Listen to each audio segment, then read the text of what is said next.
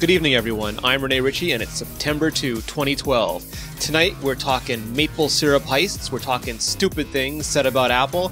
We're talking about iOS 6. We're talking about the iPhone 5. We're talking about the iPad mini. And we're talking about the upcoming Apple event. We're talking with a very special guest, Jim Dalrymple of The Loop. So buckle up, get your beard on, and get ready to go. This is the iMore Show. Sorry I'm late. No. I didn't mean to be late. You had technical problems. It happens. I did. You know, the camera wouldn't work. Why wouldn't the camera work? Now, Twitter was speculating, and when I say Twitter, I mean Michael Gartenberg, that perhaps you were the one responsible for that ginormous maple syrup heist, and were winging your way towards the border in a truck full of syrup as we speak. I have an alibi. It's actually you. You're my alibi, so... Okay. I thought you were going to do one of those things where, no, I was heisting a Heineken truck at the time, so I couldn't. I don't need to do that anymore. They just deliver tankers to me. Well, that's what I was saying. My reaction was, no, if Jim wanted that much maple syrup, the truck would just show up. What would you do with that much maple syrup? Is there a fence in the world that could handle that volume of maple syrup? Really, I mean, that just seems kind of crazy. If a Heineken truck would get knocked off, I'm sure that they would be at my house first. Oh, but a maple syrup truck? You would have the RCMP camped out on your doorstep if a Heineken truck was. God, that would just be crazy. I would love that. I mean, they wouldn't even need to camp out on my door. They could just follow me down the road driving the Heineken truck. It'd be a slow pursuit. The one helicopter in Nova Scotia following you down the highway. Yeah, that's right. But they'd join you. They wouldn't do it. They would just pull you over, start drinking. I mean, it's Canada. Fire up a smoke and have a few beer, and then they'll let me be on my way. Of course. Maple syrup, I don't know what they do. Get a sugar high to try and rob a Heineken truck. Yeah, somebody says follow the empty green bottle. Travis says it right. They don't even need a dog. They just got to follow the bottles. So I was asking you how you were doing before the show, Jim. It's been a busy month. It really has been. I mean, it's been a great month. It's been a great summer. Is it fair to say that there's been a record number of yeps this month? I know one of them was a smart individual, but there's been almost a record number of yeps in the last few weeks. There have been. You know, it's been an interesting, probably 3 months watching all of the rumors come in and go out, and people speculating on what's going to happen, without really knowing. At one point, there was supposed to be an Apple event in August, August the 7th. A UK site said that, they basically guaranteed that 100%. there was going to be an event. And, I left it alone. I didn't bother doing anything with that, but then all of a sudden it started getting picked up everywhere. And I thought, geez, there's not going to be an event in August. So maybe I should just go ahead and say something about that.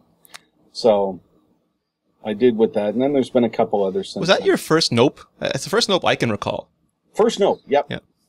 So at least that site managed to get one thing right. They got the first nope out of you.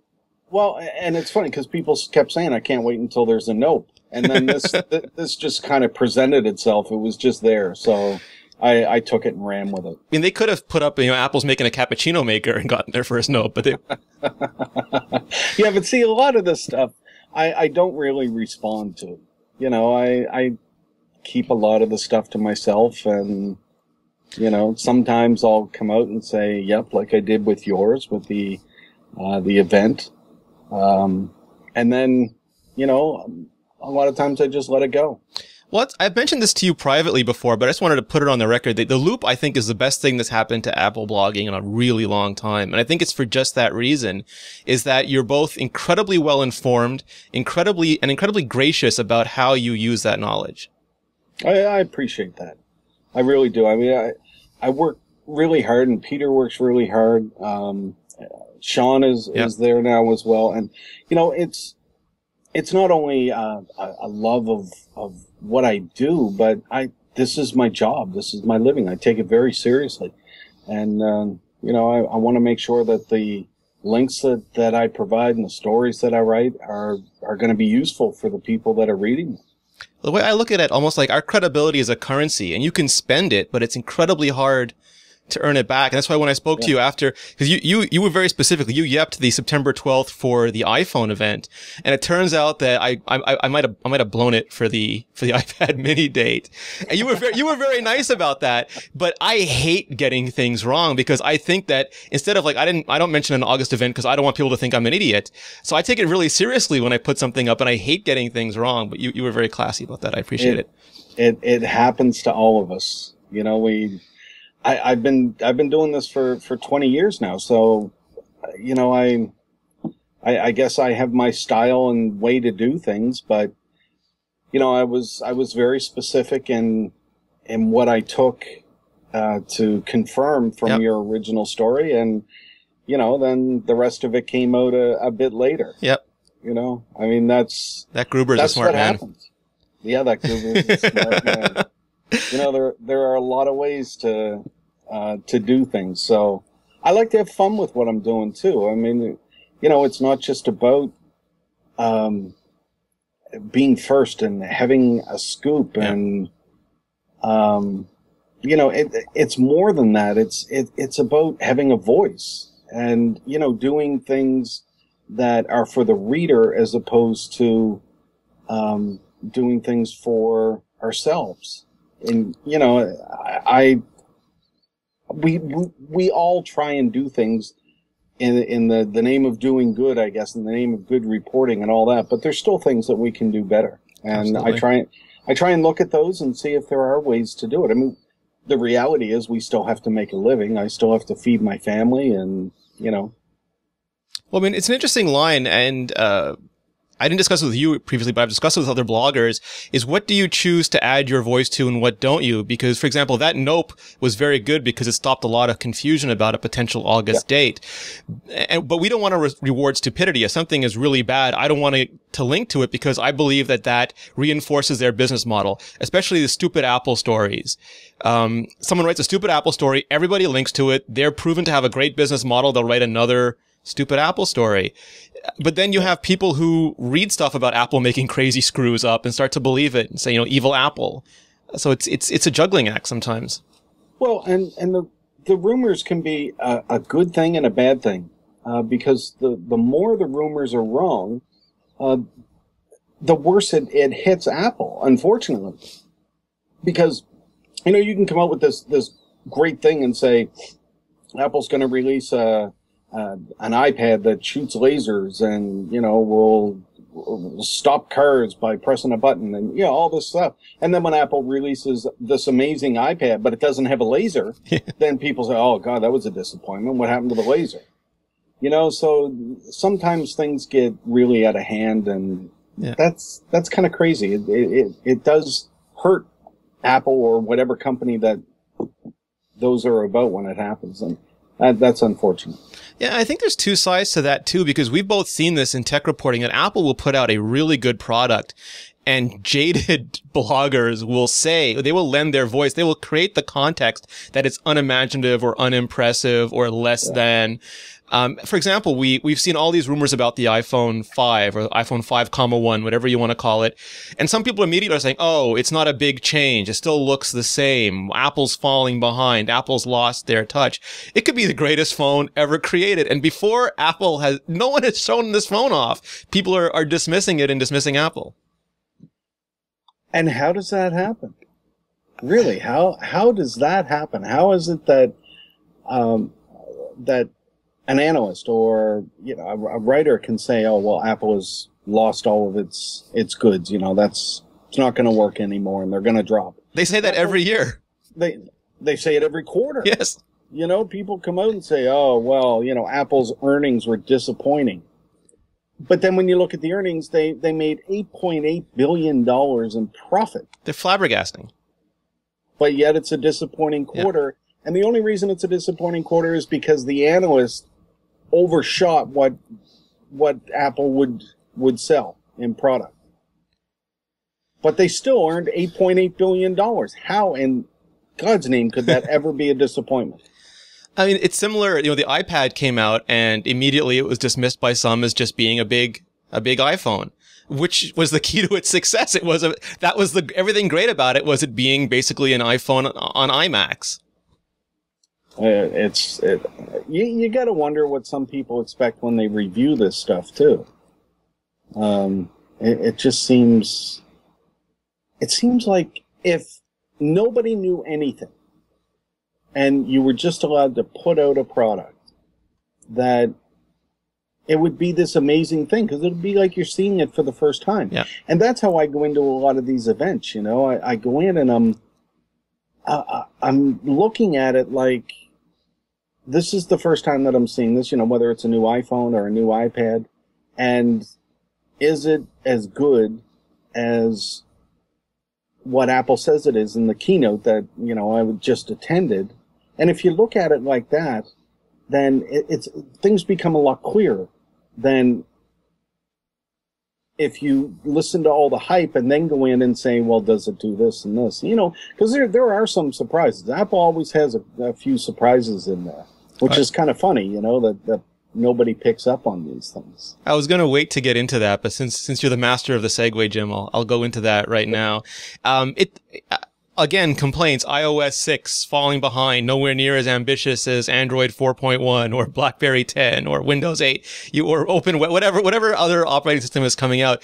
But we've just had a preview of iOS 6. We've only had the WWDC developers talk. Apple hasn't shown off every year they do this, right? They do the preview and then they do the release announcement. So we might want to hold off on declaring it one way or another until we've seen that. Well, I mean, there's always that. I mean, they always stop releasing beta versions beforehand, and whether that's to put in a bunch of new features that they haven't talked about, or just to make it stable and this is the released version. I should say that there's a guy on Twitter, John Wilson, wants to know if the show works on iPads, so you can take a look at that while I talk. Yep, absolutely. It works on the Ustream app. Oh, well, there you go. I'll let him know. What's interesting to me too is how Apple so far, and we don't really know they're going to announce a new iPhone this year. We suspect it because every year they announce a new iPhone. So I'm just going with that. There will most likely be a new iPhone this year. In past years at the events, Phil Schiller has always had an interesting camera thing for the last 3 years to show off. He showed off video. The next year he showed off 720p. The next year he showed off 1080p. They've run out of P to show off this year. Yeah. So there's not going to be a 4K camera on the iPhone, but they love their optics. So I'm sure there'll be some mention of there being a great camera on the new iPhone. I don't think they're going to leave that. You know, Phil is great in demos, by the way. I love watching Phil. He's just so funny. You know, looking at things like the camera and the demos and the software and everything that they do, it's funny to watch people. And what you were saying before, that Apple is dead and the iOS doesn't do this, but Windows Phone does. Then go buy Windows Phone. You know, I mean, for me, iOS and the iPhone do everything and more that I could ever want. So that's why I get it. I get it because I can easily download all the media that I have, songs and movies and TV, everything. I think it works well. But when people come in and they start slamming iOS because, it doesn't have this feature that Android has. Yeah, but Android's based on iOS, so there you go. You know, I mean, you can use the best tool for you. Doesn't mean that you need to go in and wonder what's going on with the other operating system. I don't understand that sometimes. I mean, usually the only reasons that Apple people will respond to things like Samsung is when it's just outright stolen. When it's egregious. Yeah, I mean, you know, if it's a blatant attempt, I mean, nobody says that about Windows Phone. Nobody goes in and says, oh, look, Windows is stolen from iOS. No, because it's different. Nokia's phones. Nobody said a word about Nokia's phones. Because they're different. The thing you said that interested me too there is if we go back to the very first iPhone, it didn't do almost anything compared to the Windows Mobile, Palm OS, Symbian phones of the day. And it was still revolutionary because the things it did do, it did in a very different way. It did it in a way that my mom could pick up a smartphone and not want to throw it at me. And I think that's still true. When you mentioned how you look at events after Apple announces products, I look at it the same way. Would it make my mom's life better? Because she doesn't care how different it is than the last phone. She just wants to be able to pick it up and use it. And you take like the iPad 3. If you had an original iPad, or it was your first iPad, or you're just an early adopter, that was a fantastic product regardless of what any company released, including Apple the previous year. Yeah. And, you know, it's just like the computer. I have a couple of PCs in the house. They're, you know, beaten up and thrown in the storage room because they didn't work right. And that's usually what happens to things that don't work right for me. They just get beaten up and put in there.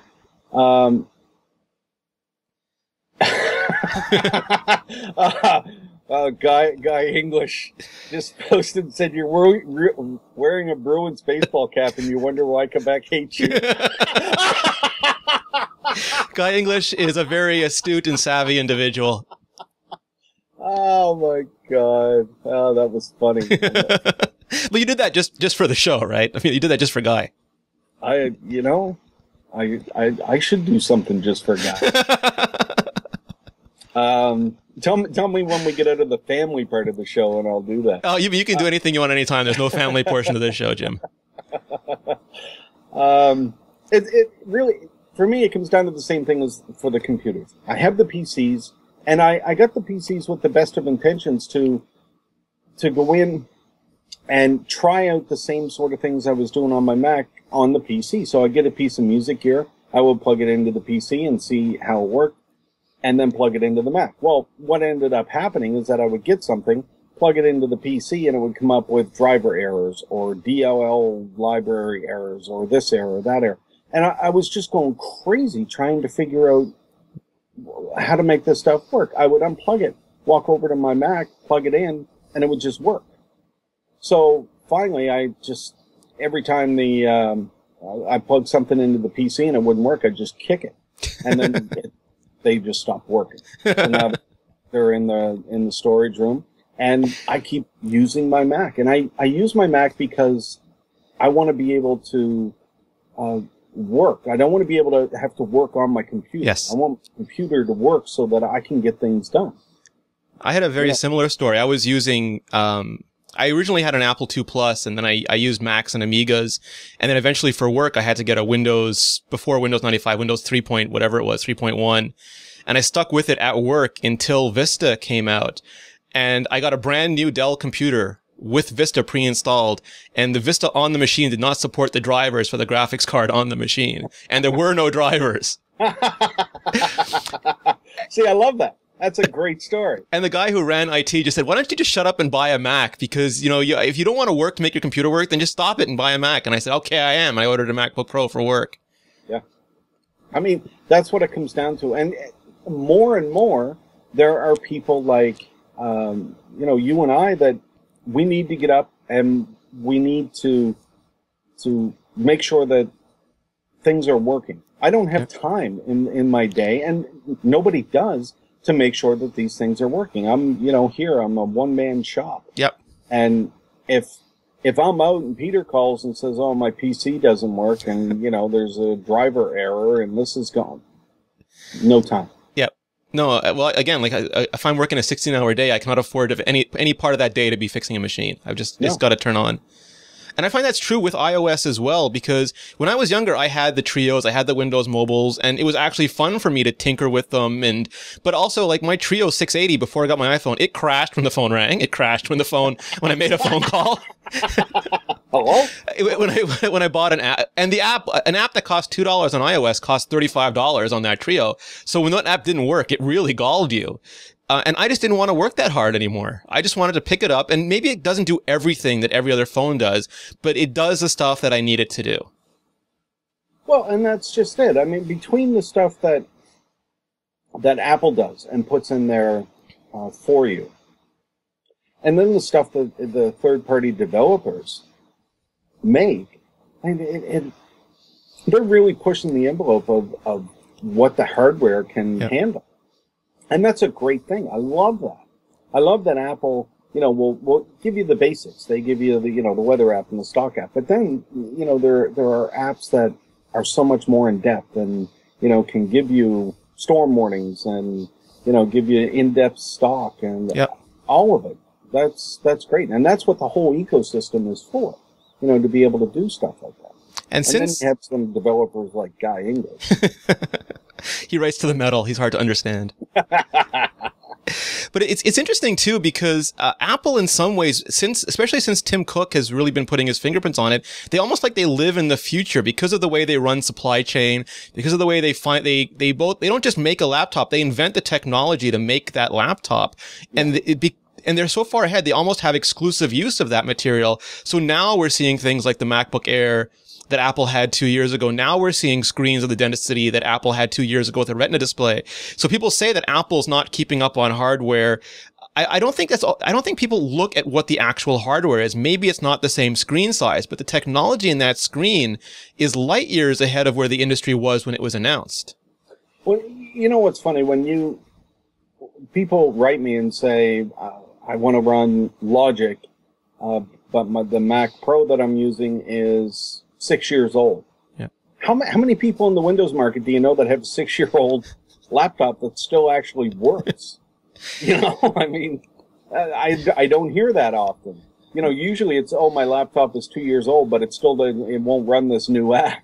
Yeah, no, it's up until about 2 months ago, I upgraded my Mac Pro and got a new one. But the Mac Pro that I had, that I was running all of my music stuff on, all the music creation, was from 2005. It was 7 years old. And I would plug in a whole band, so about 13 mics, and record live, for an hour or two at a time. And the thing never shut down, nothing ever happened to it, and it stayed on 24/7. It's a great computer. The only reason that I had to upgrade it is because some of the new music hardware coming out wasn't compatible with it. A lot of iOS users also use Windows. I think by far still the majority of iOS users use Windows, and a lot of people use Android phones. And that, on a personal level, that doesn't bother me. Like, there's a lot of people who seem to take it really personally if you use an operating system. It's amazing what humans will fight about that is different than theirs. But for me, the fact that Windows is there, Windows benefits greatly from Apple being in the computer space. We can just look at how Windows has been evolving and thank Apple for a lot of that. But Apple also benefits by having Windows there, and we benefit by having Android phones there and Windows phones, even if we don't use them. Yeah. No, I mean, it's good to have the choice. It's good for, different operating systems to try and one-up each other. That's all good. Yeah. There's nothing wrong with that. When you look at some of the things that are happening in the space right now, when you look at Windows 8, I see what they're trying to do. I just don't think I agree with what they're doing, especially on the tablet side. I really don't understand how they came to the conclusions that they did. I give them credit for not blindly following Apple like everybody else did. But it's baffling to think that they, after all this research, came up to the conclusion that people will want to use desktop apps on a tablet. Not to borrow Aaron Sorkin's line too literally here, but I think there's a fear in Microsoft of speaking truth to stupid. I think they've got such a Windows mentality. Even the new Microsoft logo is a Windows logo. I'm sure they have brilliant people. They have some of the smartest, best engineers in the world, and I think that they are not allowed to think outside the Windows box. And in their effort to make management happy with this no compromise solution, all they're doing is offloading the compromise to a user who gets, Schrodinger's machine. It's not a laptop. It's not a tablet. It's something in between.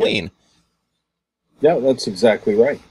And unfortunately, the user is going to be the one saddled with that. Yeah. And I don't want to be saddled with that. I mean, when it comes right down to it, if Microsoft wanted to know, what a user really wants in a tablet, they should have looked at what Apple was doing and said, wow, yeah, I guess that is it. Now, what they could do with that differently than what they are doing, I don't know. But I just don't think that they hit it with this one. Yeah, that's the interesting thing. I mean, Apple showed everyone how to sell a tablet, and almost nobody, like, they copy Apple's designs, but almost nobody copied the strategy. And if you look at a lot of, especially the early tablets, they all advertise based on being able to be more like a desktop than an iPad, which is the last, like, my mom loves her iPad. She loves it more than her Mac. It is the first computer that has not intimidated her because she has that home button. Anything goes wrong, she hits that home button and she's safe. And I've shown her every Android tablet I get, and I've got the Nexus 7 and I gave it to her. It's still too much like a computer to her. It's not accessible. It's off-putting. It makes her feel stupid. And that's not the experience she wants. She wants that iPad experience. Well, and when it gets right down to it, the iPad is so simple that literally anybody can use it. You see kids using it, toddlers using it, drawing on the screen and, making pictures and reading storybooks and it's just intuitive. When you set something like that down in front of a kid and they start flipping pages through a book, you know that it's intuitive. They know when to press on a picture and have that interactivity. And now you give that same thing to an adult who, like you and I or anybody else that goes to work and give them a spreadsheet. It's just as intuitive. They have, the iWork suite on there. Yep. They can do whatever they want on there. And that's great. That's the way that things should be. Both my godchildren, one of them is 3 now, one is 7, but at 3 years old, he was using the original iPad. My current godson, who's 3 years old, is using the new iPad. From unlocking it to finding their apps to using their apps, they need absolutely no adult intervention unless they get catastrophically lost. Yeah. And they can't do that on any computer, and they weren't able to do that on other tablets. And I think that that's a testament to just what kind of product it is. And for me, if I need more than an iPad, I don't want an iPad anymore. I want to run Photoshop or I want to run Final Cut Pro. And then I need a physically beefy, multi-core, multi-window machine. But if I don't need that, I would much rather use an iPad. And that's part of this whole thing too. People look at the iPad as replacing a notebook or a desktop. And I don't think it's fair to look at it like that. Because an iPad has different things and does different things in a different way than what a computer would. So to compare one to the other isn't really a fair comparison unless you take into account what your lifestyle is. Because to me, that's what these devices are all about. You can't say, well, on my laptop, I can do Photoshop, and on my iPad I can't. So that's a strike against the iPad. Well, no, because you don't want to do Photoshop on your iPad. You might want to have some photos on there, and you might want to touch them up a little bit in iPhoto or one of the other great apps that are there. But that's the extent that you want to do things on the iPad, and then you share them. No one wants a 1,000-layer Photoshop document on their iPad. Right. What are you looking at? Like a 100 gig, Photoshop document? No, that's not what it's for. When I travel and I sit back in a hotel room or something, I may have my iPad there instead of my computer and just be checking email and, surfing the web, seeing what's going on. And then if I have work to do, I'll sit at the desk in the hotel room and I'll do my work on the computer. And a lot of the stuff that I'll be working on, I actually saved from the iPad, in the Instapaper or something like that while I was surfing that. Or pull from Dropbox into either your computer or your iPad, whatever you want. Yeah, I mean, that's what the iPad for me is all about. It's about using the device that's best for the situation that you're in. Yep. And, that's what I do with my iPhone. That's what I do with my iPad and my MacBooks. For me, even now, before Mountain Lion especially, I would close my MacBook and go read Instapaper on my iPad. If I was on my Mac and I was looking at an article I wanted to share, I was upset there was not that sharing button. Right now in Mountain Lion, there's share sheets, but before that there wasn't. And it was so much more work to share something. It sounds silly. Or even dictation on the iPhone. Before it was on the Mac, I missed it. I got too lazy to write short bursts of text, and there was all these activities that I found. AirPlay from the iPad, it's great because you can use the iPad for other things. On the Mac, shares a whole screen, and I sometimes just want to share one part of an app. So I think you're exactly right. The context dictates the device, and it's very hard to have one device serve multiple masters. Well, and I would love to see people write about the iPad or the iPhone as what it is. You know, this is an iPad. Here's my daily routine and how I would like to use this device. And the iPad falls down on it because it doesn't have this feature. Yes. Or the iPad does very well and it handled everything that I threw at it in my daily, mobile routine. You can't say, well, the iPad didn't do it because it doesn't have Logic Pro and I couldn't record an entire band. Stuff like that. And you see stuff like that. You may laugh and say, oh, well, nobody's stupid enough to say things like that. But people say that. Well, it's easier, isn't it? It's easier to talk about preconception to do actual reporting. Yeah, well, and now we go off on an all new rant. I'll let you pause and sip a beverage before we continue. No, but I think you're absolutely right. And a lot of times I don't think these articles are actually written to inform or enlighten about the iPad. They're written to get a reaction, which, I mean, that's certainly fair enough, but I don't think the context is clear. Well, and there's, I think that a lot of the articles are written to show, how smart the writer is. Yeah. When in fact, the writer actually comes off looking incredibly stupid. And smart enough to be dangerous. Yeah, maybe. I've written all of my reviews for the past few years, have all been, this is how I use the device. Yeah. It's not about the device; it's about me and the device. And it resonated with me to do it that way because I wanted people to have an actual, a real life situation. Maybe you don't use the device for all the same things that I do, but you may use it in a similar way and say, well, if that worked for him, maybe, that those same things will work for me.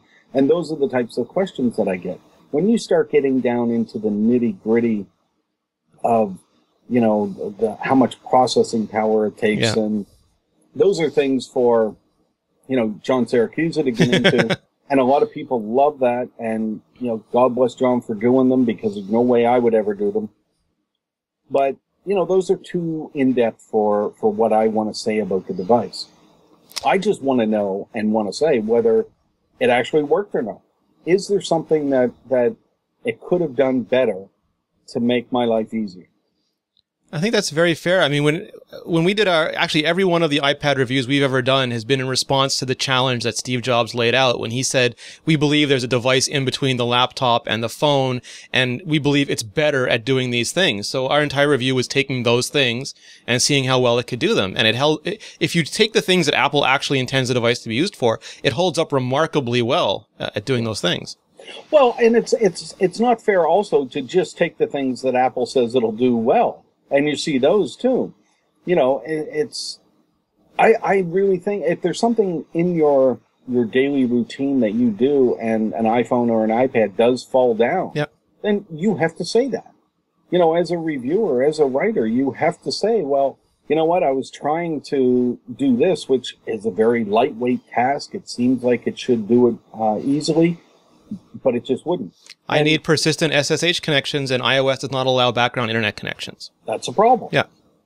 That's a problem, And then, there's always the fact that you can look at third-party apps.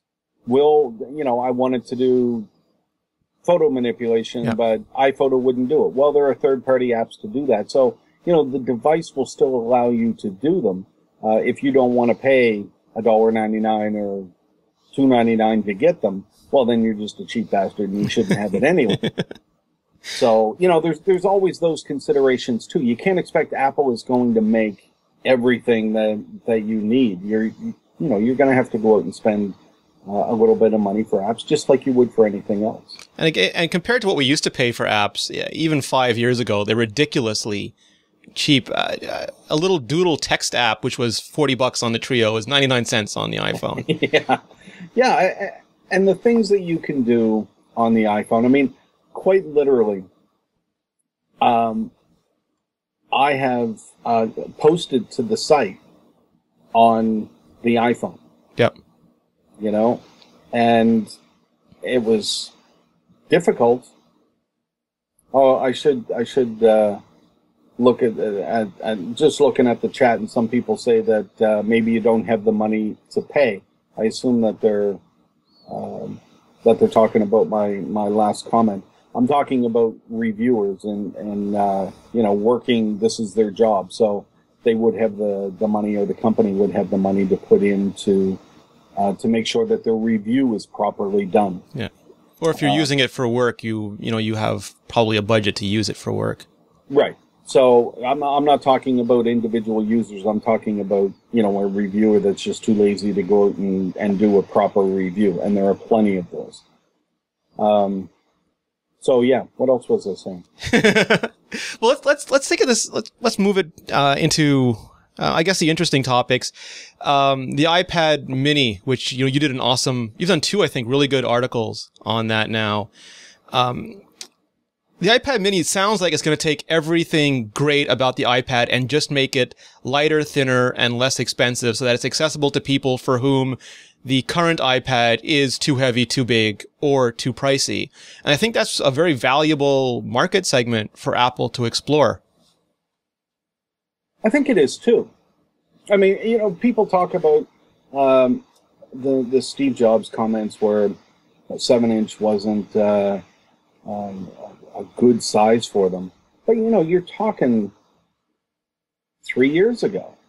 And a lot changes in 3 years. So I think that as technologies change, as users' habits change, then Apple needs to be able to change with that. I think that's what they're doing.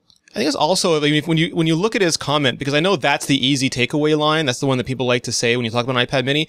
But his whole thing was he didn't believe. He said that the current 7-inch tablets were mostly using smartphone software that was blown up, and he didn't believe that provided the same level of potential that an iPad app does. But to the best of my knowledge, Apple is not making a big iPod Touch. They're making a small iPad, and it's going to run the same kind of software that you can run on an iPad, which is a very different bargain than you've gotten on I think the Galaxy Tab 7-inch was the only one there, and it was literally using smartphone apps when Steve Jobs was saying that. And this is not going to be that.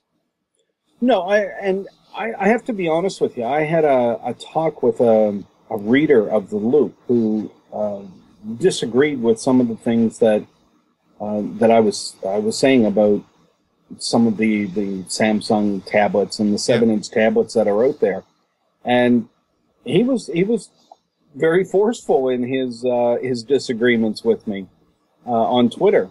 So I said, well, let's talk on the phone, and we'll get it out, because obviously he had some good points. So I called him, and I think the problem was he thought that I was against Samsung.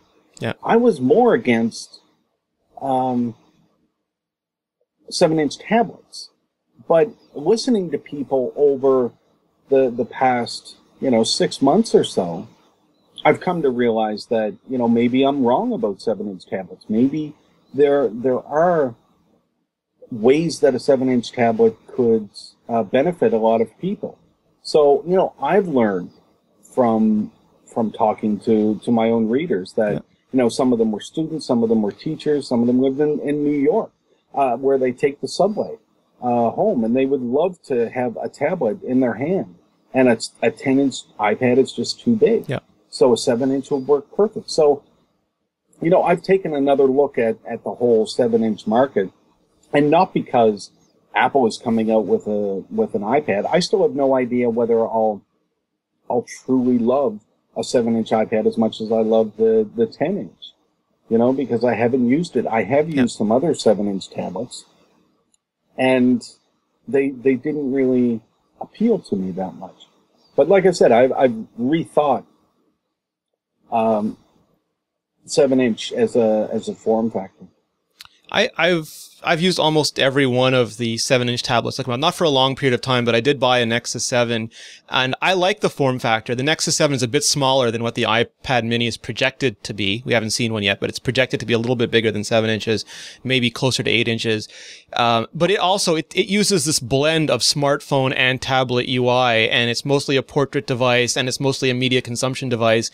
And again, I have a feeling that the iPad Mini will just be an iPad smaller. It'll run all the same apps and let me do the things that I already love doing on the iPad, but in a much more, I'll be sacrificing screen size for portability and price. But to your point, I think, for example, students, especially schools, would find that a fantastic compromise to make. Well, and when you look, I mean, we should point out that we're talking, at least reportedly, 7.85 inch. So, now you're getting a lot closer to an 8-inch iPad than a 7. We all say 7, round numbers, I guess, but we all say 7 because that's the category. Yes. But, Apple's going to bring out something that is entering into a market that is already saturated with products. The market share that the majority of these companies have in the tablet market come from the 7-inch category, not the 10-inch. So Apple's going to sweep in there. And I wrote an article a week or so ago that pointed out what I thought was going to happen. And I see three big players. There's Amazon, there's Apple, and Android tablets. And I don't think anything's really going to happen to Amazon. I think the majority of the people that buy a Kindle are still going to buy a Kindle because they see it as a book reading device, and that's fine. Apple, I think, is going to take a big chunk of that 7-inch market. Yeah. And the 7-inch Android based tablets are going to struggle for whatever's left. They have, for Android, I think the carriers were a very clear go-to-market. The carriers wanted something that wasn't Apple, that they could have, they have very little control over iOS, and they have considerably more control over Android, so it behooves them to push Android. And that's not exactly clear in the tablet space. But Amazon, for example, you and I are Canadians, and Amazon does not offer anywhere near the content that they offer. They promised us MP3 back in 2008. We still don't have it. And to a greater extent, the Kindle Fire to me was a front end to the Amazon store, even more than the iPad is a front end to iTunes. And Apple makes so much money outside the US now. I'm just not sure. I don't know if you saw the statistics. Amazon claimed 22% of the US tablet market, but that's only one country, and Apple sells in 97 countries with the iPad. But Amazon doesn't have 22%. Is that American math?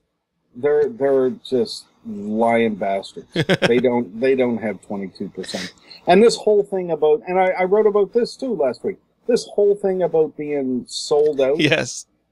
They're sold out because they stopped production. Yes. If you made one tablet and sold it to me, Jim, you would be sold out. I would be sold out. Yes. So basically what Amazon is saying is that we stopped production on a model, and we sold out of that model, so we're completely and totally incompetent in what we do, and we're going to release a press release and tell the world.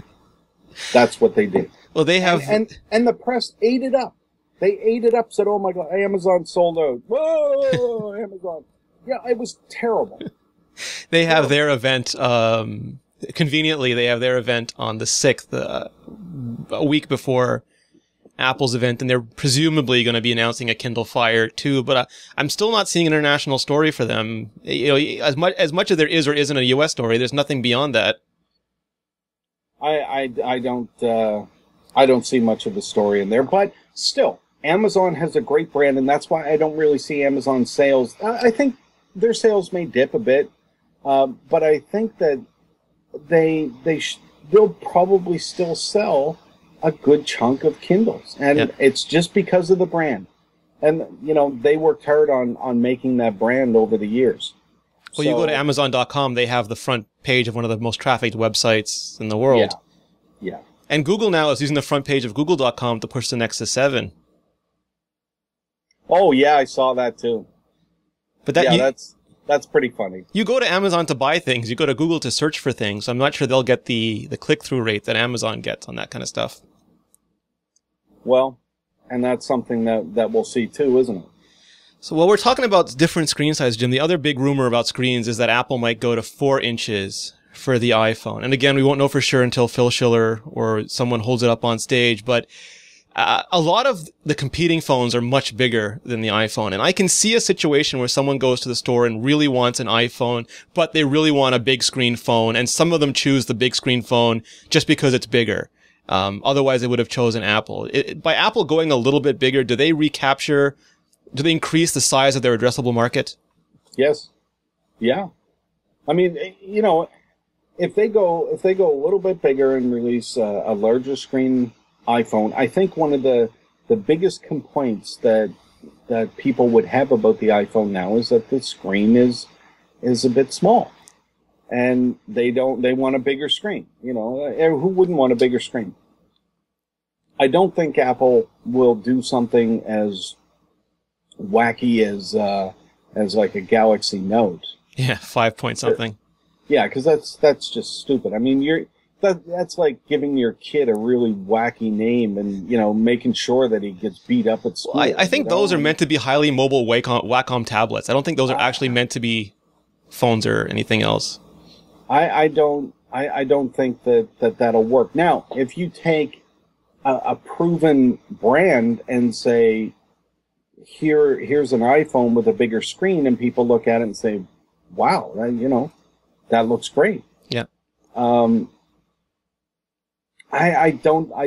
There's a couple of things that I think Apple will consider with a new iPhone and the size of it. One is the apps. Will the apps still look good? Will they work good? I mean, it's huge. That's a huge consideration. The second thing is, will it still fit in your pocket comfortably? And that may sound, like a silly thing, but it's an important thing because we all just take our iPhones and shove them in our pockets. If all of a sudden the iPhone is too big to comfortably fit in your pocket, you're gonna wish you hadn't bought it. Yeah, it'll be a bad experience. It has to fit in your pocket or a purse. It has to. There's no way around that. Because if I get an iPhone and it doesn't comfortably fit in my pocket, I'll be mad. I'll be bitching about that. We heard initially, I forget if it was March or May, that Apple was deciding between 3.5 and 4, but they were not thinking about anything close to what the 4.5, 4.8 inch Galaxy products had gotten into. And I think if that is true, I think it is for the reasons that you say, that you get to a certain point and the size becomes a disqualifier and not a help.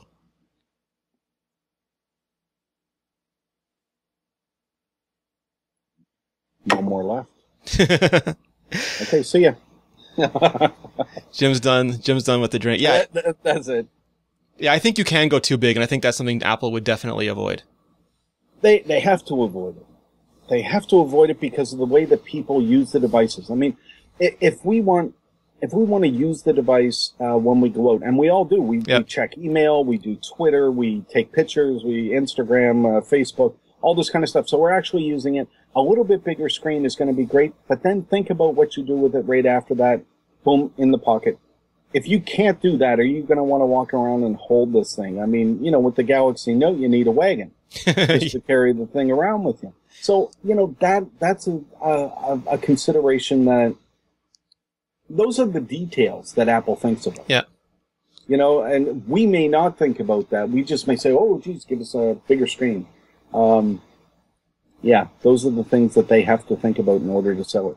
And it has to, I mean, they have to think about it as a whole phone too. I mean, the size of the phone determines the size of the battery. And if they make the phone a little bit bigger, the phone can be thinner because you're spreading it out.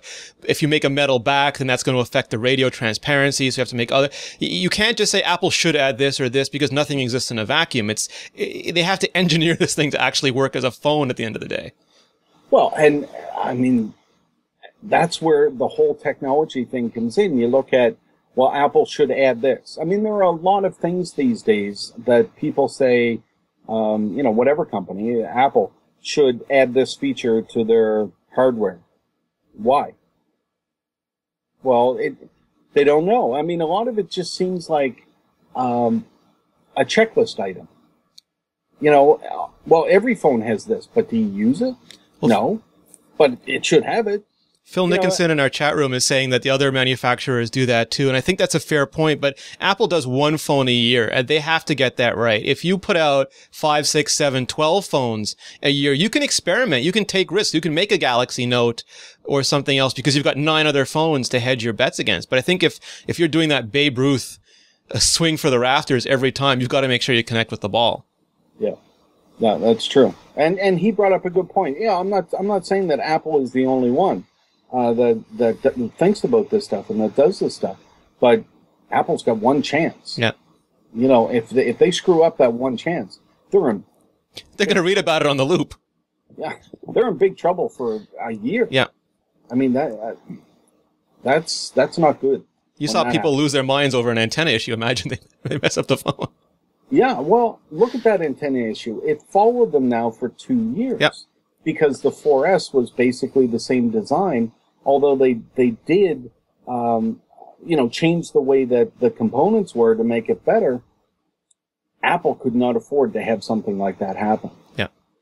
Now, again, if these designs are accurate, and we never know, last year some people bet big on an iPhone design that turned out not to be true. A case maker lost $10,000 making cases for a phone that didn't exist. So we never know. But one of the criticisms has been that it looks like an iPhone 4S. And we've seen in the Apple-Samsung patent dispute that going back to the Project Purple phone, that this was almost like the platonic ideal of a Jonathan Ive phone. And I'm not at all surprised that they would carry that design forward, making it better and better every year, rather than be more fashionable about it and just change for change's sake. Well, and that's something that I think the press really needs to consider, when reporting on this, is that Apple is going to do things to make the phone better. They're not going to change something, and they've proven this time and again. They're not going to look at my Mac Pro, Jim. Just for the change. Yeah, exactly. Yeah, the Mac. I mean, look at the MacBooks. Yeah. When they change something, it's because it makes the product better. They have a unibody. They have backlit stuff. I mean, some of this stuff is not that big. In change-wise, but it's big for us as a user. A backlit keyboard is huge. That's a huge change. Adding an iSight camera, massive change for people. But, somebody just brought it up there in the chat room. If it's not broke, don't fix it. And that's, I wish that more companies would go like that. If it is broke, please fix it. Do something. Fix fast. Fix it. Get it done. But if it's not, then the next time you do make a major change, incorporate all the things that work. Don't just throw everything out. And hi, Rim.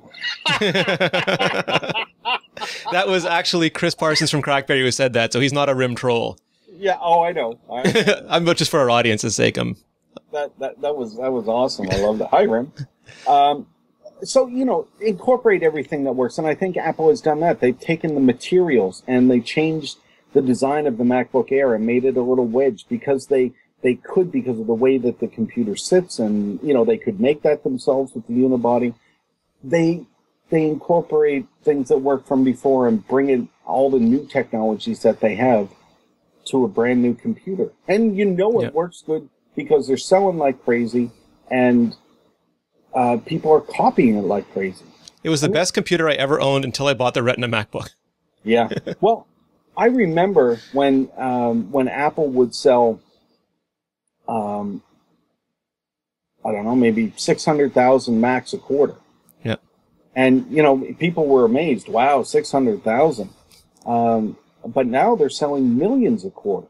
Yes. And it's not just because of the halo effect. Some of it is that, oh, I bought an iPhone and the Mac looks kind of nice too. I'll buy that. They're buying the Mac laptops because they're good. And that's what it comes down to. The halo is getting them to consider buying a MacBook. The quality of the product's what gets them to make the purchase. You know, another good point in the chat room, well, if it ain't broke, don't fix it, was Microsoft's Achilles heel for the longest time. That's very true. But Microsoft didn't, in my opinion, Microsoft is like RIM in the fact that they didn't advance at all. Yeah. I'm talking about, you know, taking a computer design like the MacBook and see how it's changed over the years, and taking the parts that do work, keeping those into the next generation, and then adding new stuff like the wedge design. And, you know, you already have an iSight in there. It's a great camera. People love it. Keep the iSight in there. You know, the backlit keyboard and the way that they designed the keyboard is great too. So keep the keyboard the way that it was. I think the iPhone's a good example. I mean, the original iPhone had a metal back, and when they went to the iPhone 3GS, the 3G and the 3GS, they had to get rid of that.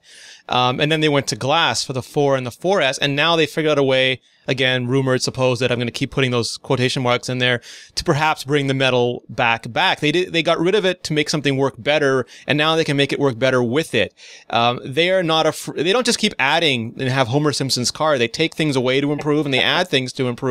But it's this constant, the difference between Apple and Microsoft is, with Apple, I always think I know I don't know the direction they're going, but I know that they have a direction in mind, and they're, like Kaiser Sose, in a single act of will, they're driving to that direction. It's not like they're rudderless and trying a little bit of this and a little bit of that and kind of floundering their way forward. You know, a smart guy, John Fingus, said that he thinks that Windows 8 could be the end of the sunshiny days at Microsoft. I have to agree with him. I think that's exactly it. He writes for Engadget, and he's Canadian, so he has to be right. He has to be right. I mean, he probably has a Heineken in his hand. I'm sure of that. But I think he nailed it right there. Microsoft has gambled everything on Windows 8, and I think they gambled wrong. I really do. It's this thing that I have when it's that other quote, from Steve Jobs where he says, "Great artists steal," that I think people completely misunderstand all the time, because great artists don't replicate. They take inspiration. The last thing an artist wants to do is to have someone else's vision. The key part of art is to self-expression. And I think Apple is very good at that. I think other companies try to do what Apple did, not what Apple does. And I think that's one of the key differentiators. Well, and that's, you know, the famous quote from Gretzky, you know, go to where the puck will be, not where the puck is. You really have to, I think, understand how I believe that Microsoft and other companies work differently than what Apple does. Apple will look at technology like a tablet and say, okay, here's what we've got now. You know, they're this thick, and they have USB, and they have COM ports, and they have all this stuff, and people hate them and they don't use them. How can we make this different? Well, we can make them thinner and easier to use, and we can make them fit into people's lifestyles, not how they would use them right now, but how they're going to use them in, you know, if this is 2004, in 3 or 4 years. They don't ask how to put Office on a tablet. They ask, you know, what problem they can solve with a tablet. Right, and they try and solve that problem. Microsoft and the other companies, it seems to me, but by the products that they release, they're saying, okay, it's 2012, we need a product. How can we release a product this year and make some money? Well, we'll release a tablet. Yeah, but it has to be this thick. Yeah, it's okay. People will love that. Yeah. That's not a problem.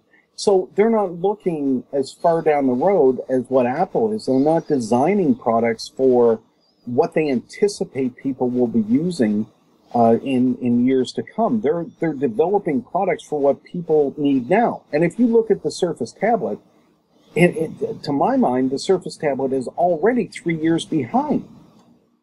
So if it's that far behind now, it's going to come out when? Next month, isn't it? October? I believe so.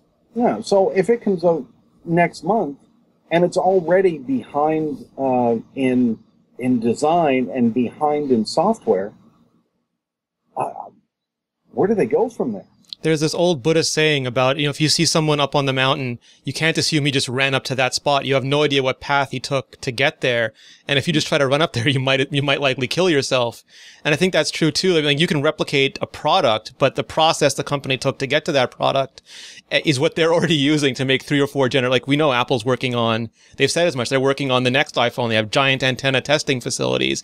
They're working 2 or 3 generations ahead, at least conceptually. They did not finish this iPhone and now will start working on the next iPhone. They didn't just release the iPad 3 and the next day start working on the iPad 4. They've got stuff. I mean, they're projecting as far ahead as anybody. Oh yeah, I think that while many of the companies are waiting to see what Apple releases so that they can release their products, and I don't mean to. I do mean to knock the other companies.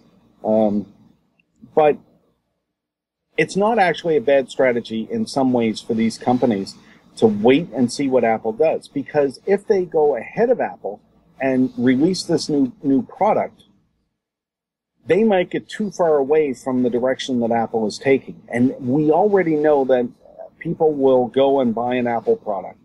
And if the other phones are too far over on the left field, or right field, then people aren't going to buy them. So they wait and see what Apples are going to be like so that they can copy those and sell products that are similar enough so that they can go and talk to people and say, well, here's an iPhone and here's our product. And yeah, they look pretty close and they work pretty much the same. This one is Android and this is Apple's. And, so that's what those companies are trying to do. And that's why they'll never beat them.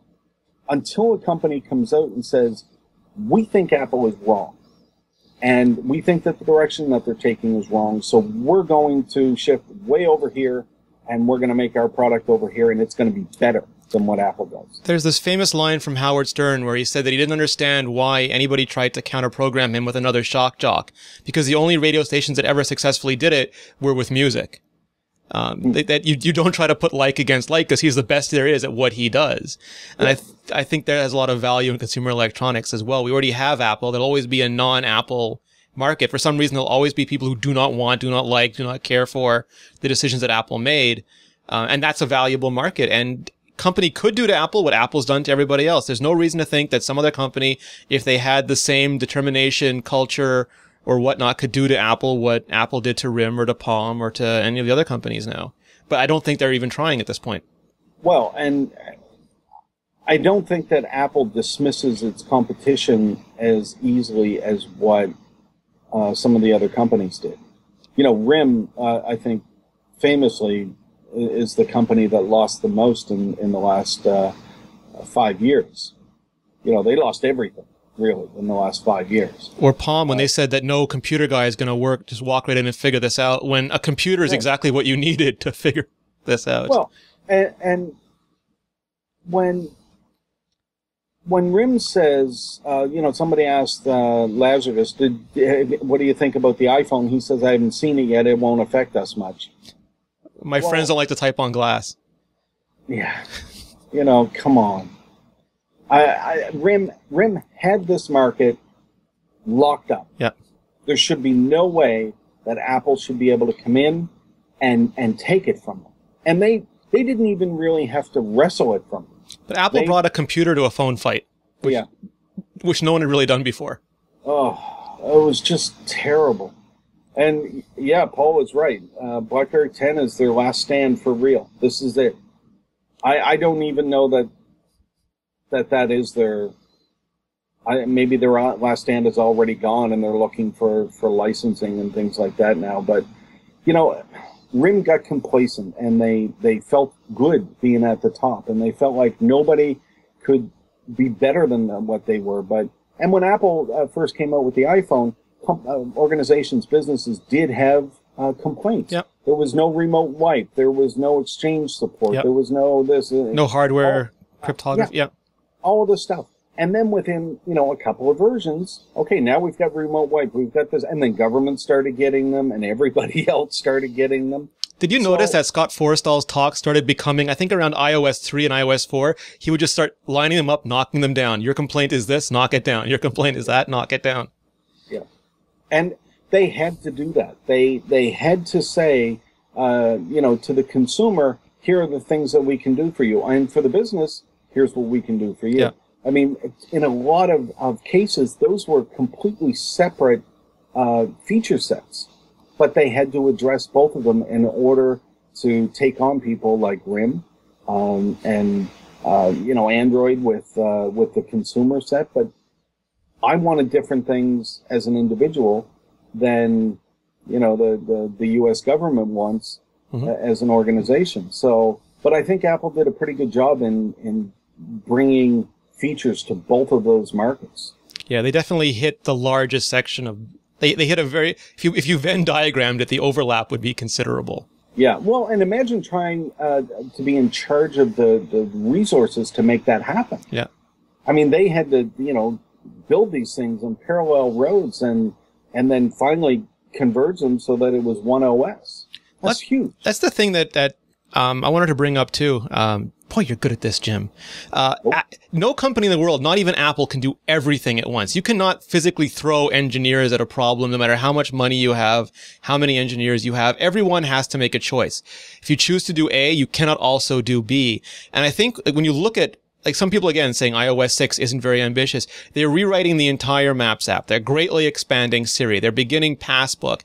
They're doing a lot of things that because those things required time and effort from the iOS team, they couldn't go and do other things that are, there was that famous line from Joswiak a while ago where he said, yes, copy and paste is on our list, but we have several things on that list before it.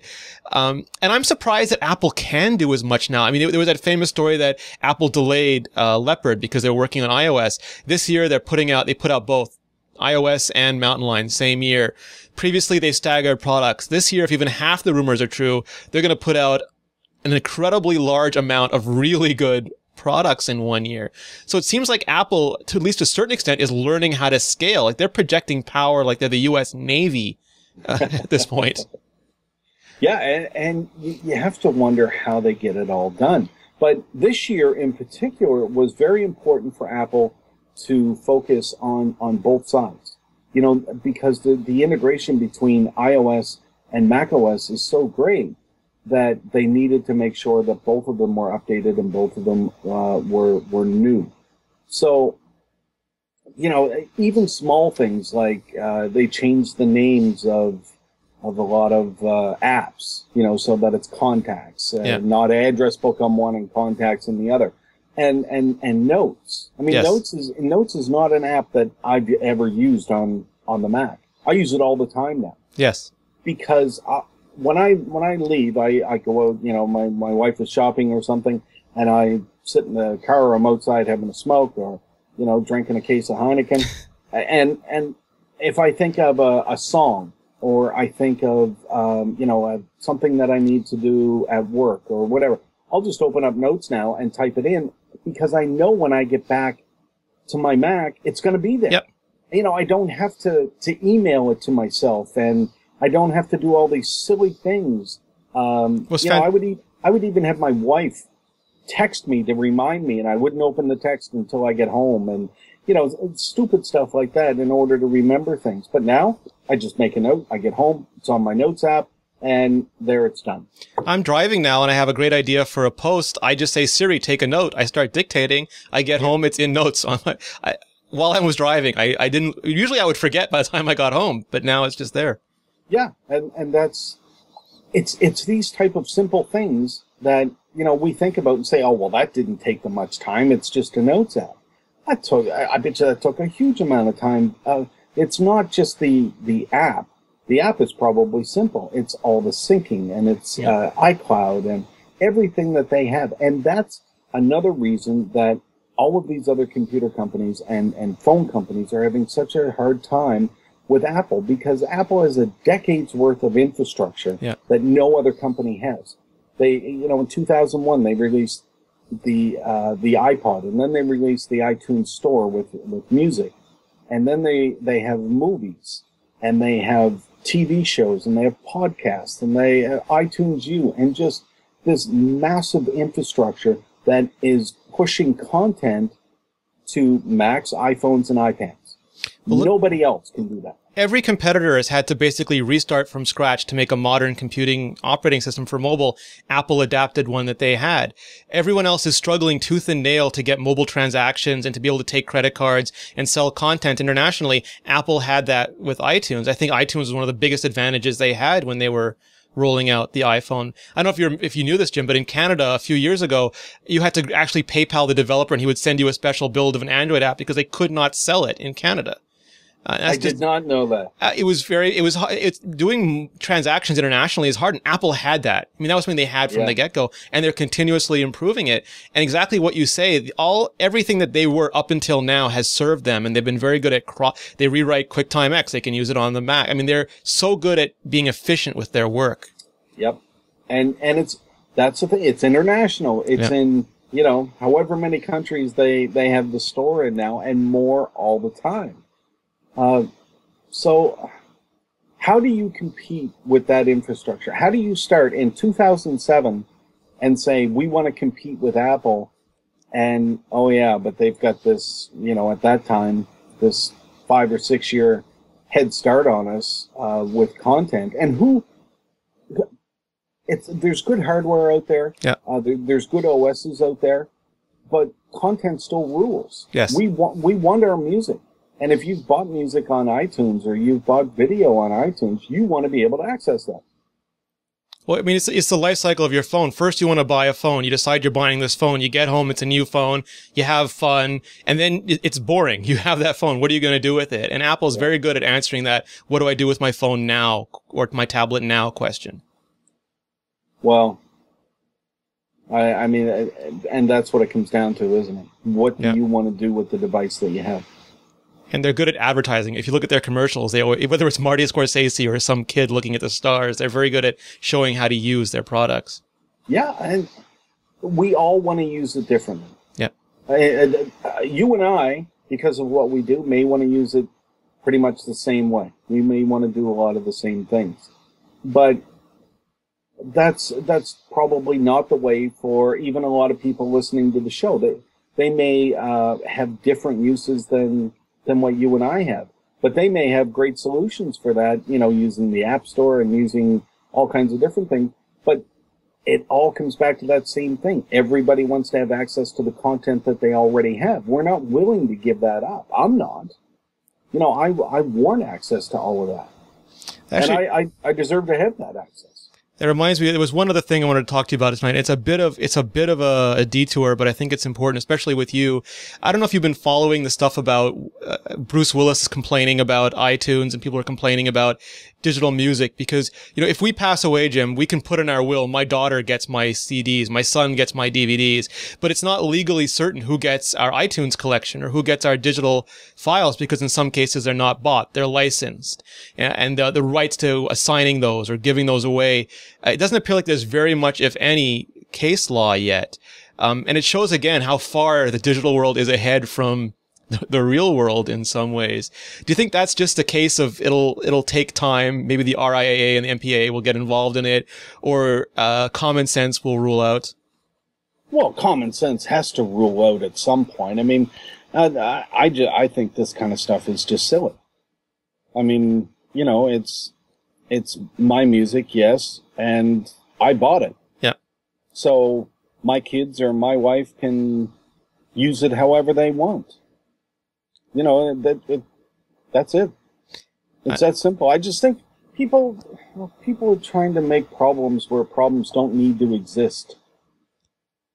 It doesn't have to go through the RIAA. If it does, then that's just stupid. Well, I mean, we can burn our music, give a physical copy away. We're still not legally, even though Jim and I pay a pirate tax on our physical media, we're still not allowed to burn a DVD and keep a safe copy of that. Well, I don't buy any physical media anymore. Me either. You know, everything that I've been buying is all about iTunes. It's convenience for me. How great is it now with the Apple TV? I just bought a whole TV season of something. I didn't even download it. I just went right to my Apple TV. I canceled the download, went right to my Apple TV and streamed it. Yeah. Yeah, I have Netflix, I have iTunes, and, you know, you want to watch a movie? We go to iTunes, and there it is. And you watch a movie. New season of Top Gear comes out, I can just watch it on Netflix. Yeah. That's the way that things were meant to be. Right there. And speaking of Guy Ritchie, he had an awesome article about why we haven't figured out this problem, why he can't just have his stuff available to him. And I'll add my voice to that too. I just think they need to work this out at some point. So we have money, we're willing to give it to them. Give us our stuff. Which? Digital content, because, you know, some shows are on some networks, some shows are on others. Yeah. They pull stuff off when there's a broadcast window, they put it back, Yep. Now, you know, my son likes to buy CDs. He doesn't like to buy from iTunes, which is bizarre. He's 17. Yeah. You know, it seems weird that he would like that, but he's one of those ones that really likes to read the jackets, and, you know, he loves his band. So, I'm not, which should be the other way around, you would think. I buy everything from iTunes, and I have since it came out. Everything. I miss iTunes LP, Jim. I was hoping that would take off. I wanted it on my Apple TV. Well, now you have iTunes Festival on your Apple. Yes, and it just showed up. You turned on your Apple TV and boom, a new icon. I wish my iPhone did that. Yeah. Yeah, I was surprised to see that, but it was, I mean, that's a pretty impressive thing that they did. Yeah, and the people in the U.S., not us, of course, people in the U.S. got Hulu Plus the same way. That's right. Yeah. One day, Jim. One day. Jim, thank you very much for joining me. You are, I could literally talk to you all night, but I don't want to keep you. You have a lot of beer drinking ahead of you. Yeah, it's only 11:30. Gee. Yeah. Oh, that's right. You're an hour ahead of me. I forgot too. Yeah. I'm keeping you. Well, where can we find out more about you, Jim? I know, but I'd like everybody to know. On Twitter at J Dalrymple, and on the loopinsight.com. Oh, actually, I can type those in. You can, and I will put them in the show notes. So all people have to do is click. If they're too lazy to even read and retype, all they'll have to do is click, and they will find you. And the beard. Awesome. You can find me at Rene Ritchie on Twitter. You can find me at iMore.com. You can find all of us at iMore. You can email us at podcast@imore.com, or just leave a comment when the show goes live. For all of our shows, check out mobilenations.com/shows. And Jim, once again, thank you very much. I look forward, if there is an Apple event in proximity, and if you attend, and if you write things about it afterwards, I look very forward to reading them. Yes. And thank you for having me, Rene. It's always nice to come in and chat. Anytime. Thank you, sir. I appreciate it. All right. Good night, Jim. See ya.